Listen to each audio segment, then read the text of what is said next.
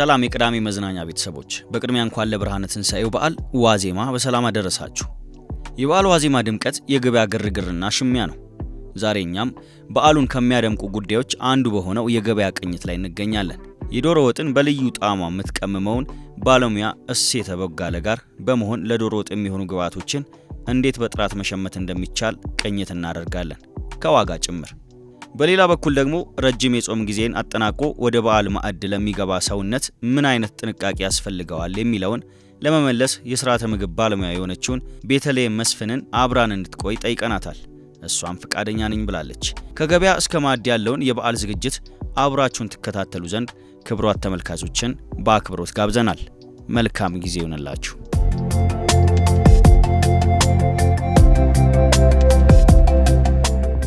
ጃፓን ገበያ ነው ያለነው። እንግዲህ ዛሬ ዶሮ ለመግዛት የተለያዩ ዶሮዎች አሉ።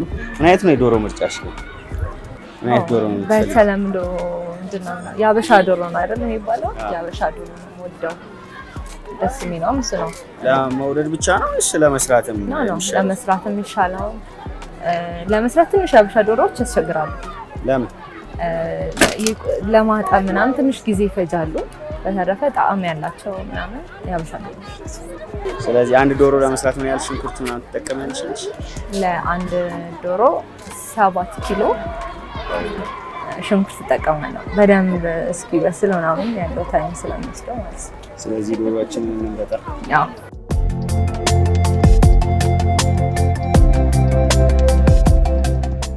ከቅባታማና ከእንስሳት ተዋጽኦ ተለይቶ የቆየው ሰውነት ቀለል ያሉና የእጽዋት ምግቦችን በማስተናገድ ላይ ሰንብቶ ነበር።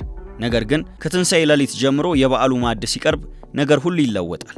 ቅቤ በዛበት ዶሮ ወጥ፣ በቅመማ ቅመም የተከሸነ ክትፎ፣ ጥሬ ስጋና እንቁላል መመገብ ይጀምራል። እና ከቅባት ርቆ የቆየው ሰውነት ይህን ሁሉ ሲያገኝ ምን ይፈጠራል? በዓል ሲደርስ ወይም በዓል በሚሆንበት ጊዜ ቅባታማ ይዘት ያላቸው ምግቦች ከፍተኛ የሆነ ጫና ጨጓራችንና አንጀታችን ላይ ይፈጥራሉ። ይህም በሚሆንበት ጊዜ ጨጓራና አንጀት ላይ ትክክለኛ የሆነ ስርዓታቸውን እንዲሰሩ እክል ወይም ደግሞ ችግር ይፈጥሩባቸዋል ማለት ነው። ያንን ሲስተም ሾክ እንለዋለን ማለት ነው። ስለዚህ እነዚህ ሲስተም ሾኮች በሚፈጠሩ ጊዜ አብዛኛውን የምግብ ቁጭ ማለት በሳይንሱ ዲስፔፕሺያ ብለን የምንጠራው እንዲሁም ደግሞ ዲሃሪያ ብለን የምንጠራው ከዛም በተጨማሪ ደግሞ ድርቀት ወይም በሳይንሱ ኮንስቲፔሽን ብለን የምንጠራቸው ችግሮች በሰፊው ይከሰታሉ ማለት ነው።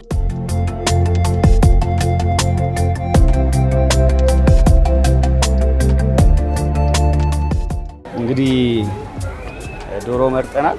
የተለያየ አይነት ሽንኩርት አለ። ይሄ ያበሻ አይነት ነው ሽንኩርት? ያበሻ አይደለም። ያበሻ አይደለም። ስለዚህ ይሄኛው ምርጫሽ አይደለም? አይደለም፣ ያበሻ ሽንኩርት ነው።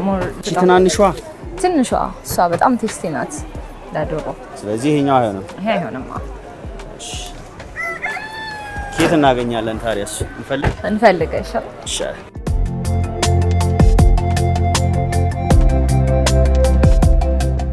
ያበሻ ለነስ ያበሻ ደቃቁ ነው። በጣም ደቃቁ ትንሽ ትንሽ ሌላ ቦታ ቼክ እናደርጋለን።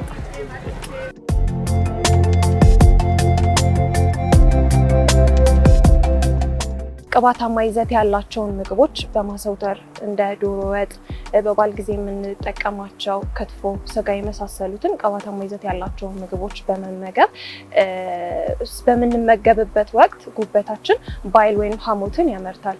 እነዛ ባይል ወይም ሐሞቶች ስራቸው ምንድነው? እነዛን ቅባትነት ይዘት ያላቸውን ምግቦች በመሰባበር ሰውነት ውስጥ አብዞርብ ወይም ደግሞ ሰውነት እንዲመጣው ነው የሚያደርገው። ስለዚህ እነዛን ቅባታማ ምግቦች በጣም በምናዘወትርበት ወቅት ባይል ወይም ደግሞ ሐሞት በደንብ በበቂ ሁኔታ እንዳይመረት በማድረግ አብዞርቤሽኑን ወይም ደግሞ ሰውነት ውስጥ በሰውነት የመወሰዱን ወይም የመመጠጥ ኃይሉን ስለሚቀንስብን እነዛ ፋቶች ሳይፈጩ አንጀት ላይ ቁጭ ይላሉ። ይህም በሚሆንበት ጊዜ ከፍተኛ የሆነ ውሃን በመምጠት ዲሃሪያ ወይም ተቅማጥን በሰውነታችን ውስጥ እንዲፈጠር ያደርጋል።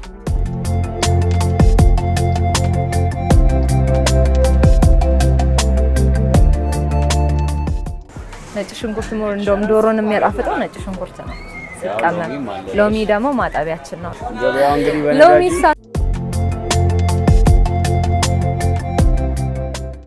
ዶሮ ከሎሚ ውጭ በምንድን ነው በጠላና በጠጅ። የመጀመሪያ ጊዜ ነው ስሰማ በእውነት አብዛኛውን እኮ አያቶቻችን እናቶቻችን እንደዛ ነው የሚያጡት፣ በጠላና በጠጅ።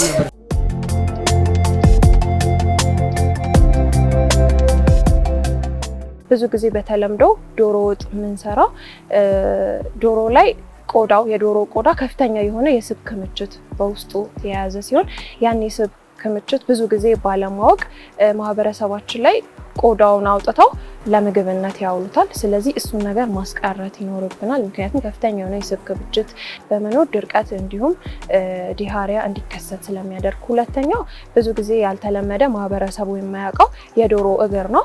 የዶሮ እግር በራሱ ከፍተኛ የሆነ የስብ ክምችት ይኖረዋል። ስለዚህ እነዛን የስብ ክምችት ያለበትን የዶሮ እግር ባለመመገብ ስፔሻሊ ኮሌስትሮል ታማሚ ወይም የኮሌስትሮል ህመምተኛ የሆኑ ሰዎች ያችን የዶሮ እግሯን እንዲሁም ደግሞ ቆዳዋን ባይመገቡ ይመከራል።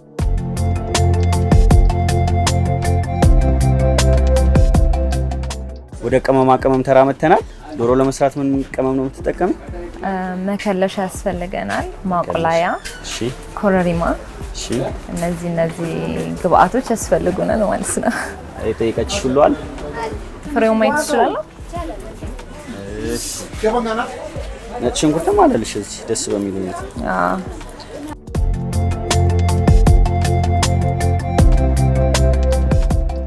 ሌላ ምንድነው? ወደ እንቁላል ተራ ምን ሄደው ማለት ነው። ይሄንን ከወሰደ እንቁላል ይቀራል። ቅመሞችን ከገዛ ወደ እንቁላል ተራ ምን ሄደው ማለት ነው።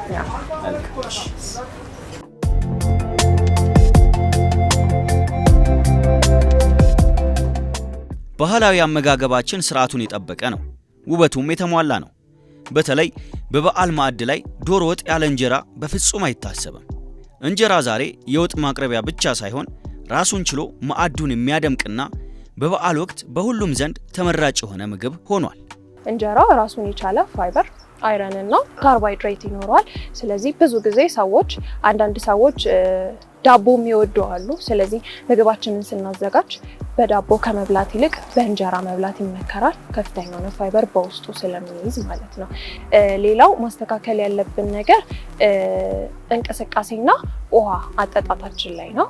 ስለዚህ እንቅስቃሴ ምግብን ከተመገበን በኋላ ከ15 እስከ 20 ደቂቃ ግዴታ መንቀሳቀስ ይኖርብናል። ስለዚህ ውሃም ደግሞ እየበላን ሳይሆን ምግባችንን ከመብላታችን ኦር ደግሞ ከበላን በኋላ ውሃችንን መጠጣት ያስፈልገናል።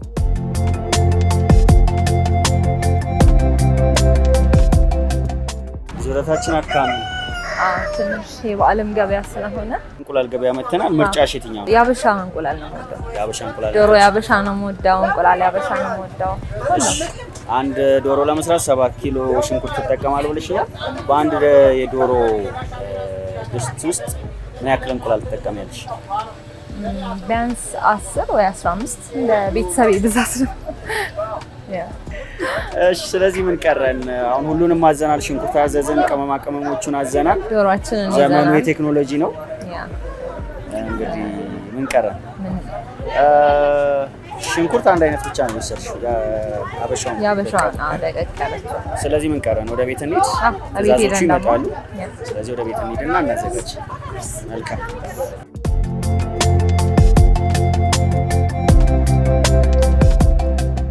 ብዙ ጊዜ ምግብ ስንመገብ ያው በዓል ሲሆን በዘፈቀደ ቶሎ ያገኘነውን ኮንቲኒየስሊ ነው የምንመገበው። ስለዚህ ያ መሆን የለበትም። ታይማችንን አሬንጅ አድርገን ቁርስ፣ ምሳ፣ እራት የምንለው ኖርማል ጊዜ የምንመገባቸውን አይነት ምግቦች በሰዓቱ ጠብቀን መውሰድ ይኖርብናል ማለት ነው።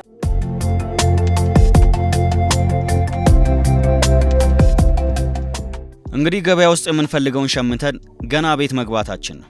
በእነሴተ ኩሽና ደግሞ ስራው ተጀምሯል። እሴተ ገና ከመግባታችን ከሰሉን አቀጣጥላ ለወጥ ዋና መስሪያ የሆነውን ሽንኩርት በመላጥ ላይ ትገኛለች። የዶሮ ወጥ በችኮላ የሚሰሩት ምግብ አይደለም። ገና ሽንኩርቱ ተልጦ ተከትፎ ተቁላልቶ መልክ እስኪያወጣ ድረስ ረጅም ትዕግስትና ጥበብን ይጠይቃል።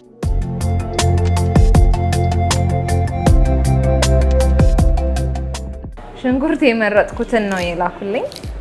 ትንሽ ደቀቅ ያለ ያበሻዋ ምናምን ነበር የፈለኩት፣ ግን በቃ የመረጥኩትን ቆንጆ ሽንኩርት ልከውልኛል። ይሄ ነው እንግዲህ ወደ ሽንኩርት መላጥ ገብተናል።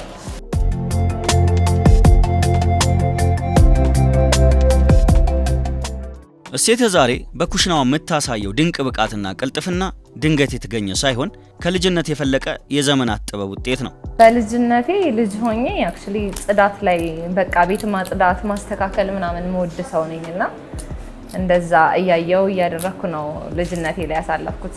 ከፍ እያልኩ ስመጣ ደግሞ እናቴ በጣም ባለሙያ ናት። ፋንታዬ ዜና ትባላለች በዚህ አጋጣሚ እና ሙያዋን በደንብ እንዳይላት ደግሞ ወደ ዶሮ መስራት ኃላፊነት ተሸጋግሬያለሁ ማለት ነው። እና በዓል እኛ ቤት በጣም ደስ ይላል። በደንብ ነው የምናከብረው። ዶሮ፣ ጠላ፣ ጠጅ ምናምን በጣም ነው የምንወደው። በጣም ትንሽ ባለሙያ ናት ብያለሁ እናቴና በቃ በሙያ በደንብ ነው ያደግነው ሁላችንም።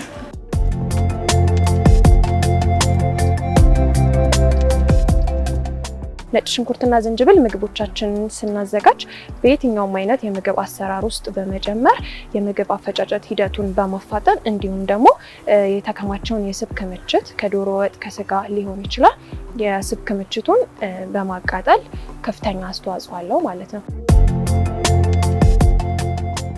ቂቤ ትንሽ ቀደም ብዬ ነው ቂቤ የምገዛው ዶሮ ለመስራት ማለት ነው። ቂቤ ከ2 ሳምንት ምናምን በፊት ቀደም ብለን እንገዛለን። በርበሬ ያው ቀደም ብለን ነው በደንብ የምናዘጋጀው። ቶሎ ግዝት አድርገን ምናምን ልንሰራው አንችልም። ዋናው ጣዕምና ቴስት እንዲኖረው የሚያደርግልን አንደኛው ደግሞ በርበሬ ስለሆነ ቀድመን ነው የምናዘጋጀው። ዘይታችንም እንደዛው። የቂቤ ምርጫዬ አሁን የቦካ አለ ያልቦካ ለጋ አለ ናት። እኔ መካከለኛው ደስ ይለኛል። ለዶሮ መካከለኛው ደስ ይለኛል። አይብን በምናይበት ጊዜ የፋት መጠን እና የፕሮቲን መጠን ቢኖረውም አት ሴም ታይም ደግሞ ራሱን የቻለ ተፈጥሯዊ ባክቴሪያ ወይም ደግሞ ፕሮባዮቲክ የምንለው በሳይንሱ ፕሮባዮቲክ ብለን የምንጠራው ባክቴሪያ ይኖራል። ያ ባክቴሪያ የሚረዳን ደግሞ በሰውነታችን ውስጥ ያሉ ከፍተኛውን የስብ መጠንን በመሰባበር ምግብ በቀላሉ እንዲፈጭ ያደርገዋል።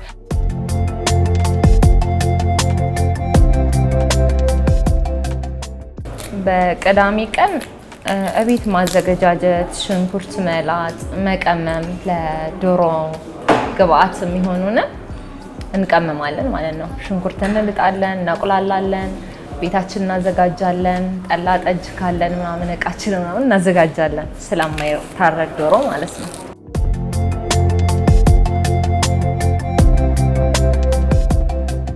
ውሃን መጠቀም ያለብን እንዴት ነው? ለብ በማድረግ ሎሚ በመጨመር ምክንያቱም ሎሚ ራሱን የቻለ ጥቅም ስላለው ማለት ነው። ሎሚ በመጨመር ውሃውን ለብ በማድረግ መጠጣት ይኖርብናል። ውሃው ለብ ሲል ውስጡ ላይ ይሰራ የነበረውን የረጋ ቅባታማ ነገር በመበታተን ኖርማል የሆነ ሲስተም እንዲፈጠር ስለሚያደርግ ማለት ነው።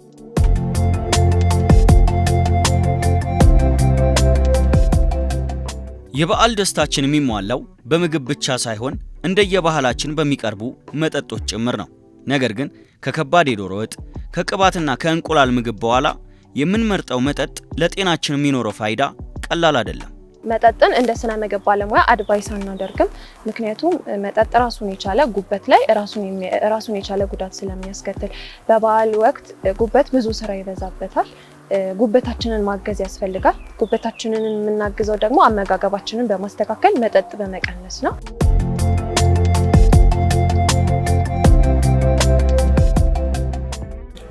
ከፋሲካ በዓል በጣም ደስ የሚለኝና ልጅነቴንም በደንብ የሚያስታውሰኝ ለሊት ተነስቶ መብላቱ ነው።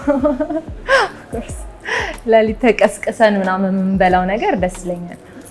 ከዛ ደግሞ ስናደግ ቤተክርስቲያን ማደሩ ማክፈሉ ምናምን እናቴ ተቀብላ ስትመጣ እሷን አጅቦ መምጣቱ ያለው ቫይብ ደስ ይለኛል።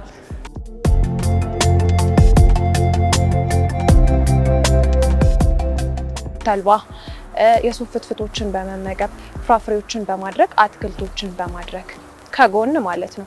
የተቀረውን ትንሿን ፓርት ደግሞ ፕሮቲን ብቻ በማድረግ እንዲሁም ደግሞ የተቀረውን የተወሰነ ክፍል ወይም ደግሞ የሳህናችንን 10% ቅባታማ ይዘት ያላቸውን ምግቦች በማድረግ አንጀታችንን ማለማመድ ይኖርብናል።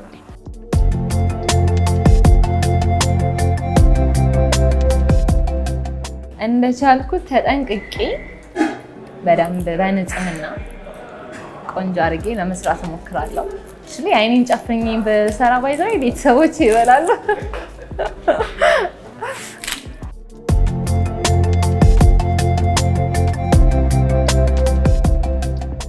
ቀኑ ቅዳሜ ነው። ሰዓቱም ገና ቀን መሆኑ ነው። በእነሴተ ኩሽና የከሰል ወጋገን ደምቆ ሽንኩርቱ ምድጃ ላይ ተጥዷል። የዶሮ ወጥ ጉዞ ገና ጅማሬው መንገድ ላይ ይገኛል። ከሴተ ጋር የምናደርገው የምናወጋው የምናሳያችሁ ብዙ ጥበብ ይቀረን ነበር። ለጊዜው እዚህ ጋር እናብቃ። እሴተን ከስራዋ ከሰሉን ደግሞ ከወጋገኑ ጋር ትተን እንሰነባበት። ዶሮ ወጡ ደርሶ መዓዛው ቤቱን ሲያጥለቀልቀውና ማዕዱ ለበዓል ሲሰናዳ ቤተሰቡ ሲሰበሰብ በፍቅር ሲበላ ለማየት የትንሣኤውን ብርሃን መጠበቅ ይኖርብናል። ለመላው የክርስትና እምነት ተከታዮች በሙሉ እንኳን ለትንሣኤ በዓል በሰላም አደረሳችሁ ላለሁ አመሰግናለሁ።